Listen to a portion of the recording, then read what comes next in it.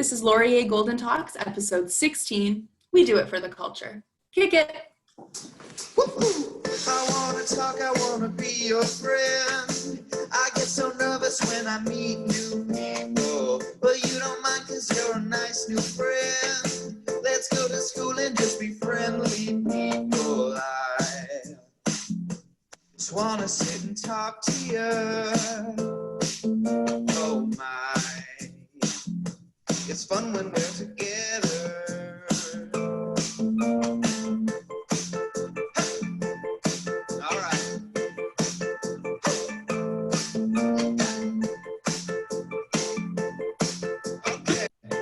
I got so into the song, I forgot to do the intro.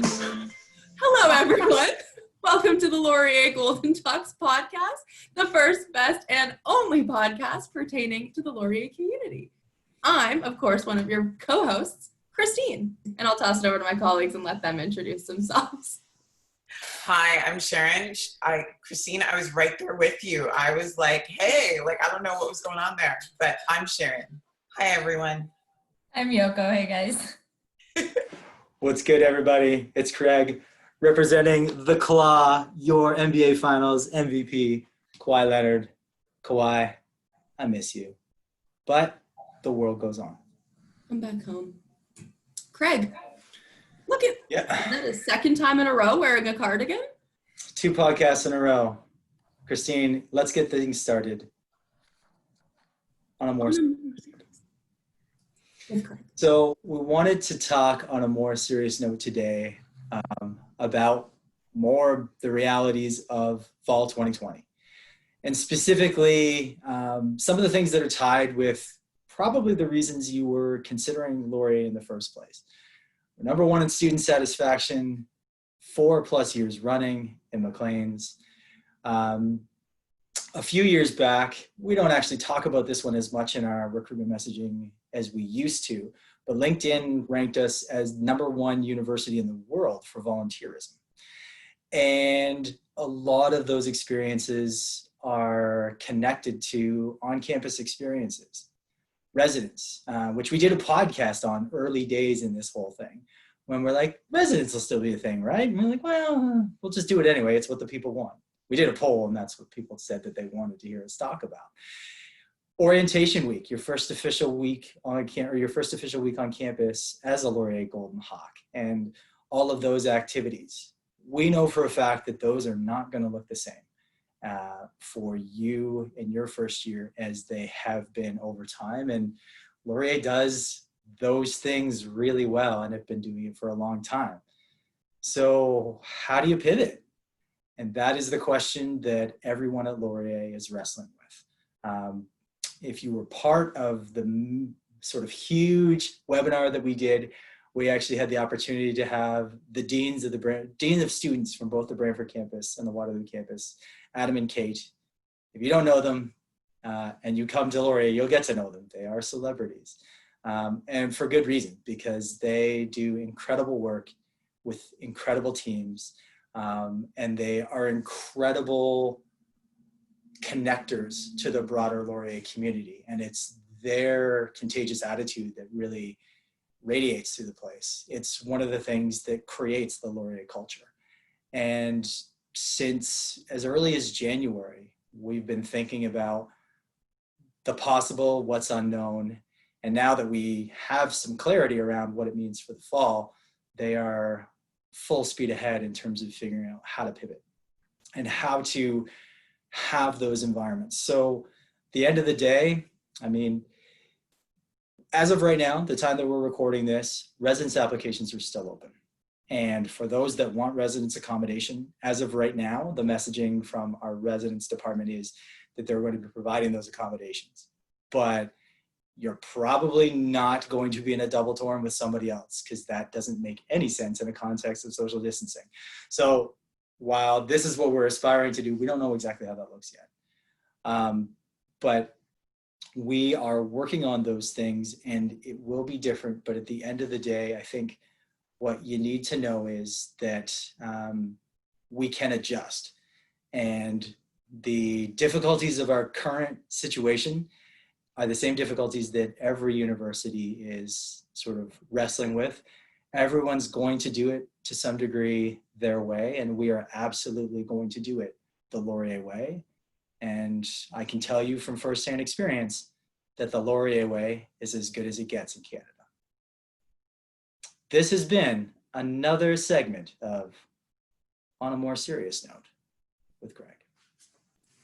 Thank you, Craig. So I think what we were talking about with this episode and where we really wanted to take it was that the first year experience is really important, and it's something we talk about a lot on this podcast because we want to talk about, you know, what your next year is going to look like. But because it's not going to look very similar, we wanted to show that the Laurier culture and the environment of getting involved and giving back doesn't end at your first year. In fact, that's just where it begins. So we wanted to kind of focus on things that you can do in your second, third, fourth, fifth year of university with your time at Laurier, and still ways that you can create a really great Laurier experience, because we know that what we do inside the classroom is very important, but we also know that a lot of our learning, a lot of our great experiences come from extracurriculars, kind of co-curricular, so things like co-op and community service learning placements. There's a lot of really great stuff that gets to happen after first year. So we wanted to share some of our experiences kind of post first year and show you that you're still going to have a really great experience at Laurier when things get back to normal, and that the culture of Laurier is so embedded in getting involved and giving back and creating kind of a degree that's both education inside the classroom and outside of the classroom. So yeah, before we go into that, I want to return back to dancing. And specifically, I think we just need to acknowledge the fact that as a white male, there are certain challenges that come with dancing that are fairly well documented, which is probably one of the reasons why I'm sign guy. And I'm not going to lie to you, I take a great comfort in the fact that I get to hide behind the sign during the introduction. So as we were doing this, I was also having like an internal question, like, who's got the best dance moves of the Laurier Golden Talks team? And I have to be perfectly honest with one of the things that sparked that question is Sharon Yukana giving a very classic kind of wave followed by a nose scratch, which was just, wow, it's beautiful.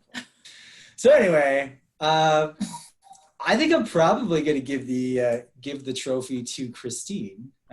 Personally, I think she's got some smooth moves. But that's just where I stand from. And I need to get that off my chest. Everybody else got to talk about it. I had to talk about serious stuff because I had a cardigan on. I wanted to touch on that. But I think you can segue this back a little bit in terms of, certainly we're going to talk about second, third, and fourth year for sure. This is just a season. But think about all the different things that I think we've all done using a webcam that we would have never conceived to do 3 months ago, not the least of which is dancing and then posting it on YouTube for any of the individuals on here, except me, because I'm sign guy and I love my but I think that is where we see things pivoting. So we talk about Laurier 101, which is our transition programming. Typically, you would come on campus for a half day. You would get help setting up your course timetables. They would talk to you a little bit about campus culture, what to expect during orientation week.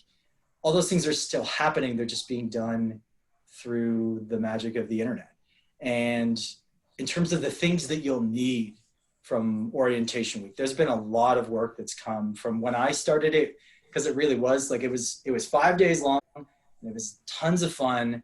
I don't know how much actual academic preparation there was there. There certainly was some, but it was mixed in with a lot of other stuff. Laurier has really done a great job in the last several years defining what it is that is like the foundation of a good orientation week and making sure that that is first and foremost, and then the value adds on top of that. So that foundation isn't going anywhere, and that foundation can and will be delivered through online means. And the extra fun stuff, I mean, TikTok is proof positive that that's possible. And we've got student leaders that we lean on so heavily. Our students union are literally people that are only a couple years removed from your peer group that have a ton of skills, but also have the exact same sense of the environment as you do. And they're going to figure it out, and it's going to be great.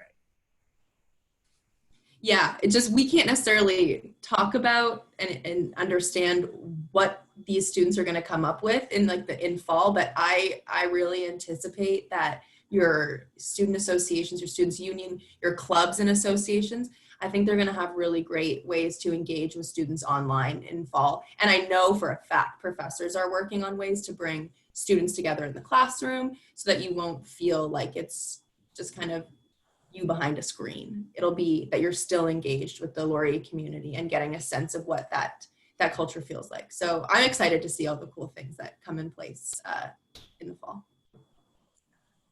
Yoko, have you, remind me, but I don't know that you've ever really spoken too much about your time as a member of the emergency response team on the podcast before, which was done after first year, if I'm not mistaken. Yes, I didn't do it until I think third or fourth year. I think it was actually third year, I think is when I started. And yeah, I mean, I mentioned it, but I guess I haven't really gone into too much detail about it. It was, and it still is, honestly, one of my most cherished favorite memories. Getting involved, I was involved in it a bit, but getting involved at Laurier, that's always been my number one. And not only are the people great, but even training, because obviously we had to get trained and get our CPRC and all that fun jazz. And the training was hilariously amazing, but also extremely educational. Like that's literally the best kind of training you can have, especially when it comes to just health in general. So the training not only was amazing, it was like 4 days intense training, but it was really awesome. Just having that experience and like knowing that stuff and knowing what to do if a situation would come up. Not only that part was amazing, and being a health science student was right up my alley. So I completely enjoyed that part. I still have like all my textbooks and everything that I casually just read for fun because I miss it. And then just the people are what really made it. It's like, sure, I could have known all this stuff, but why I thoroughly enjoyed it was just who I met, who I interacted with. We would have shifts that go on as well, and nobody ever wanted the all-night shifts. They switched it now, but we used to have like the night shift, and nobody wanted it, but that was one of my favorites if it was with one of my friends, because we had like our own little space, and so we would just have so much fun anyways. And then whenever we'd get a call, we'd just get like pumped about it. So it was just an overall fantastic experience. And if any of you are interested, even if you're not a science kid, it doesn't matter, just do it because it's so fun. And that's just the kind of environment that Laurier gives, is just that friendship and that community. So I want to do a poll. How often do you hear, I kept my textbooks and I read them just for the fun of it to relearn? Anyone? I've been graduated for 3 years now, and that's the first time I've ever heard that. I keep my anatomy and my CPRC training book because I genuinely think it's interesting. So I'm like brushing up on my muscles and my bones all the time. That's a very health science thing. I've got Amazing. a couple of like history textbooks, which are really more like just novels. I have some of those. Yeah. I don't have everything by any stretch. It's a textbook proper. Yeah, no. I sold that on textbook like buyback day. Yeah, are you kidding me? Yeah, Yeah. no. I will say I still have sociology and my psychology textbook, but I'm like I do like that, but I just know that Yoko takes it to the next level. Like she's literally I'm like, I can't part with it. I'm gonna skim it, but like, wow. Yeah. I can't part with it. Like it's just, those are, even like the classes were so fun, and I was like, I can't do it. So ERT, Sharon, you were the people that would walk around like football games, basketball games with like the huge backpacks and massive and be like, exactly. That's exactly it. We were the first aid responders of campus, and Christine, that was exactly what we did. And we used it on words like 10-4, 10-6, 10. and talking to the special constables as if like we were so important. It was super fun. But yeah. Sounds fun. I do love a walkie-talkie. Yeah. So anytime there was something going on with Laurier, Dons would call us and yeah, we would be there. That's way too much power for Yoko. Just saying. I think I handled it quite responsibly. Sure. I say so myself. I can see you stepping up to the plate, Sharon. With great power comes great responsibility, and you were probably like. Says the person that does not work right beside her. Fair enough. I am not that bad. I am a responsible. Well, yes, okay, I'll give you that. I will throw some in here. So these are the episodes that I kind of get to live through my children. I have like a little piece, but obviously you guys know that I am in school as a mature student, and there is believe it or not, mature transfer student club and they have Instagram, and it's actually quite robust. I'm actually really impressed with it. So there's a lot of stuff to do there, and it's really good to get connected that way. But for first years coming in and going on into the other upper years and stuff, I know my son, he transferred to Laurier in his second year, and he was really impressed with, and I was really impressed with all the stuff that he was doing. I was like, you just got here, you know no one. And he's not like if you approach him, he's going to talk to you, but he's not necessarily, I'm going to go seek out the club. Like, that's not really his forte. And so he's like, he told me a story of sitting in the concourse one time, and I was sitting in the concourse and he was doing something with a friend and he was joking and jiving, and someone comes up to him and he goes, we're doing a video for something. Can you like answer some questions for us? And he's like, yeah, sure, why not? And so he ended up answering some questions, and then they stopped recording, and the person at the time was like, you're really good at this. Have you thought about doing this kind of stuff? And Sean's like, no. And so then that started, they created a friendship, started a thing, and then Deshaun ended up being one of the advisors on what they call the Arts Collective, and just like music and all, like finding the stuff that he loves. So he first had started thinking that he was going to do sports management and business, that kind of thing. And once he's done, and now he's working on music and production, and loves that piece and the artistic side of himself, and really finding that. And that all started out of being part of this Arts Collective group. And he said it was just like, he goes, thin thread. Somebody came up to me in the concourse, I answered questions because they were doing a project. Like, it's just amazing how that little thin thread, got him involved in this club at Laurier. Bada boom, bada bing. Nice. And I think too, like, so in the fall, those sort of like happy accidents will be a little bit harder to come by in a virtual world. But I think if you keep your eyes open for them, be open for those opportunities, they can. And there's also infrastructure that already exists that we're just going to beef up. So Christine was a Laurier off-campus university students, Dawn, Locus, and I know because I'm friends with the professional staff person that organizes that, they really have shifted from like, well, it's like residence, only we just meet somewhere that's not your house, to a more virtual environment, because that's where the people are. And so they're connecting with off-campus students that are making a commute in from the GTA, Oakville, Milton, Mississauga, and they're part of that community, and they're doing the same thing that we're going to have to do in the fall, which is use technology to close distance, but still build community. So it's not like we don't have experience with it. If anything, we're just going to sort of build out that capacity a little bit more. I know it's in an online capacity, but it's been, my goodness, too many years since I was a locust on. But one of my students, they got married last year and we were all invited. One of my students she has 2 little babies now. So like, we still have stayed so connected, even though it's been like, I'm gonna say 5 years since they were my students.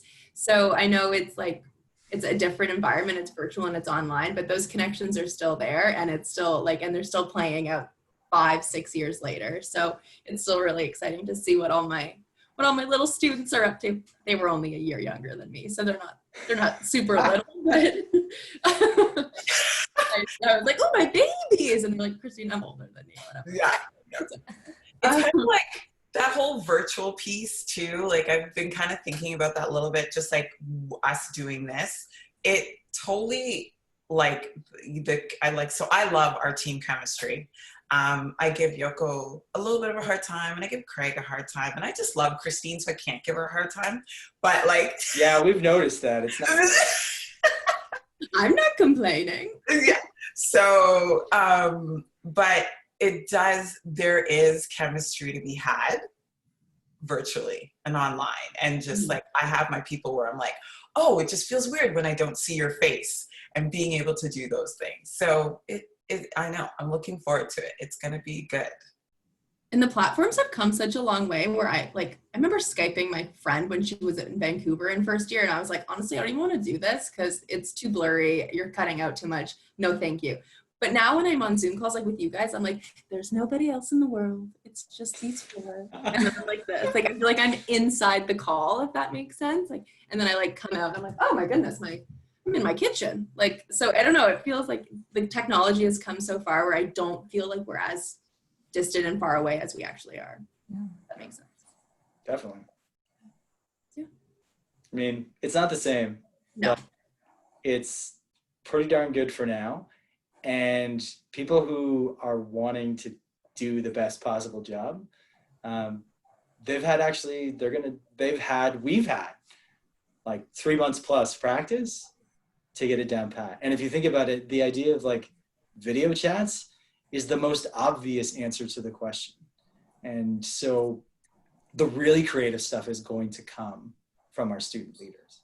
They're the ones who are in charge of this stuff, and they're the ones who understand what works and what doesn't for them. And they're going to set it up that way for the students. And it's going to be, relatively speaking, a short season in the grander scheme. And I think when we all come back, we're going to be better at it. Like, man, just think of what we could do in person, face to face, and a little less reliant on like, this works great, so let's just wash, rinse, repeat. And I'm one of the first people to tell you that I love the path of least resistance. Don't fix things that aren't broken.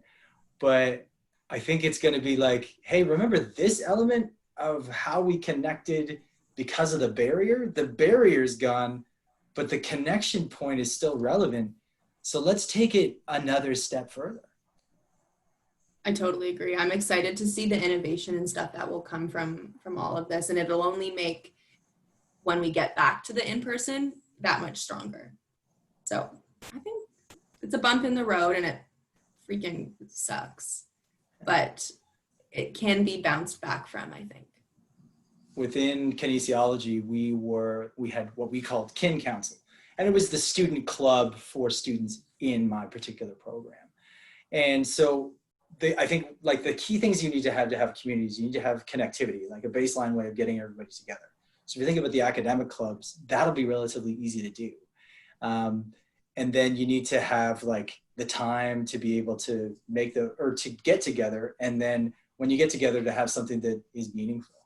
And to me, like, I could see very easily in an academic club context, how that's not going to be difficult to do. I think the challenges will be like, if you were working out at the YMCA in Brantford or at the athletic complex in Waterloo, just like those happy accident connections, like Sure and Sun had, those will be, again, a little bit fewer and farther between, but there will be still those opportunities. Everyone's just going to have to be a little bit more intentional at the start. But I think the fact that everybody will have had to have been more intentional means that when everybody gets back together, and it's going to happen, when it does, it's going to be better. And another piece that remains consistent with this too is the way that Laurier recognizes the importance of doing it for the culture, but also doing it for self-development too, with things like the Laurier Experience Record. Yeah. One thing I will touch on is the Get Involved Fair. So I know a lot of the ways that I found out about clubs, and I'm sure Sharon, similar, Craig, is the Get Involved Fair that happens, and you get to see a showcase from every club and association on both campuses, the Waterloo campus and the Brantford campus. And that was where that's where I found out about the Communication Students Association, which I was eventually a part of. That's where I found out about Laurier Musical Theater that I was auditioned for every single year and never got in because I can't sing. But that's where you find out about these clubs.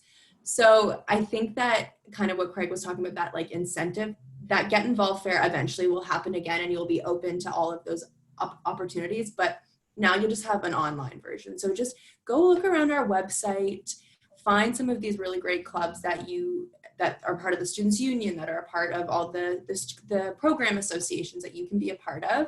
And I'm sure that come fall, there will be virtual versions, or you can be a little bit more mindful when you come back to campus and go, this sounded awesome when I was doing my research online, and this is something that I'm going to actively seek out. Though those happy accidents might not happen, but you've done a little bit of the legwork to make those happy accidents happen, and you know where to go and where to find them so that you can be part of the arts collective. You can be part of Radio Laurier, and you can go host your own show. So things like that kind of will kickstart getting involved. And yeah, back to what Craig was saying about that Laurier experience record. As I was saying at the beginning, we really value everything that you do inside and outside of the classroom. And the Laurier experience record is a place that holds everything you've done over your 4 years at university, all your volunteer work, all your really great classroom experiences, your co-op, your placements, all that stuff. And then you can show it to your employers at the end of your 4 years and say, like, I was a great student in the classroom and outside the classroom. Look at all the skills that I gained through just having a good time and getting my education. You should hire me. And I think it's really important to, like, don't, just because things are online, I just want to encourage you, don't let that stop you from wanting to be plugged in and wanting to find those different ways to be part of the Laurier community. One of my biggest regrets was just not getting involved from first year. It wasn't until my third year where I started stepping out of my shell, and I just, even though it might not be the typical first year that you expected, don't shy away from the opportunities that still will be presented to you to get plugged in and to get involved. The reason we started this podcast was the community and the culture, and we wanted to be able to give you kind of the behind the scenes of what kind of Laurier is all about and how important that community is to all of us. So yeah, just exactly what Sharon said. Don't be afraid to just go in and do it in whatever way works for you, because that's how you're going to get the most out of your Laurier experience. All right, I'm assuming we're going to move to the close right shortly, but I need to pump the brakes for a second. Okay. Because I maybe wasn't listening as attentively as I should have. Tell me again how many times you auditioned for a music thing and got turned away. How many years are there in my education? There are 4. Actually, that's not true. I didn't audition for Legally Blonde because legally I'd look terrible in a so that one was a no-brainer. No, I think I went 4 for 4. I'm more of an actor. Singing is like, I didn't even like get into my high school musicals where they put everyone in. They're like, Christine, you can be in Fiddler on the Roof. You will have no lines and you can mouth percuss. So I was like, oh, a little sad for you. that's okay. Good on you for like keeping going to it. Like the last time you did it, did you kind of figure you knew the outcome? Like, what did you expect to be different each time you auditioned? So the ones I would, because I think they do 1 or 2 a year, the ones I would go to were the ones that had more ensemble heavy casts, so that I could at least get like a back part. Like they'd be like, okay, this girl cannot carry a tune to save her life, but she's got it. That was a good monologue. We'll put her in. No. Turns out they were looking for that dual threat. Yes, and I unfortunately am only a single threat. That's got to be hard growing up with someone like your brother who. Yeah, I feel like I should tell everyone at this moment in time. My brother is an actor and a singer, and he does it professionally, and he's very good. But also, the theme song of this podcast was written by another member of my family, my cousin. So there are a lot of talented people in my family, and I am not one of them. But there's something to be said for just a blind ambition. How many people in your family have a podcast? None. Bam. Oh, Takes I different made it forms, to the university Instagram page, which has been a career highlight for me. So Yeah. take that. Minus all the shout outs from friends who have alumni connections to the page who are now making fun of you. They are making fun of me, yes. That's okay. Anyways, so that seems like a nice place to land the plane, as Craig would say. That's a Craigism I stole. If you have missed a podcast, or you'd like to watch some of our recordings, or you'd like to catch up on some webinars that we've done, and we've done a lot, you can see those at wolu.ca/Laurier at home. If you'd like to speak to a current student or maybe do a virtual campus tour of one of our campuses, you can do that at the virtual Laurier experience. If you have a question for us, or you'd love to hear us talk about a certain theme, you can email us at recruiters@wlu.ca. Thank you so much for listening to another Laurier Golden Talk, and kick it. I pressed the button. It just didn't work. There we go. I wanna talk, I wanna be your friend. I get so nervous when I meet new people, but you don't mind cause you're a nice new friend. Let's go to school and just be friendly people. I just wanna sit and talk to you. Oh my. Fun when we're